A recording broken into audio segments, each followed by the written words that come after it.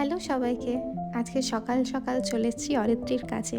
আজকে হলো ওর বিয়ের দিন। সে দেখি বৃদ্ধির সাজে ওর থেকে চোখ সরানো যাচ্ছে না।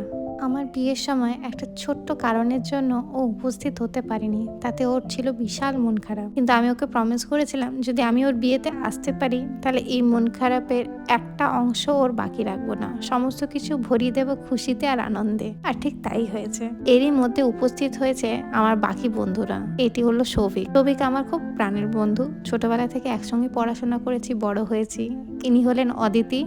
ইনি দুর্গাপুরে এখন থাকেন, পড়াশোনা করেছেন ব্যাঙ্গালোরে। এই সূত্রেই আমাদের অনেক দিনের বন্ধুত্বের গ্যাপ হয়ে যায়। দেখা হয় আবার সেই অরিত্রীর বিয়েতে। বিশ্বাস করুন, এতদিনের গ্যাপের মধ্যে 1 মিনিটের জন্য মনে হয়নি যে আমাদের কনভারসেশন কোথাও আটকে গেছে, আমাদের বন্ধুত্ব কোথাও আটকে গেছে। খুব ভালো লেগেছে সবার সাথে।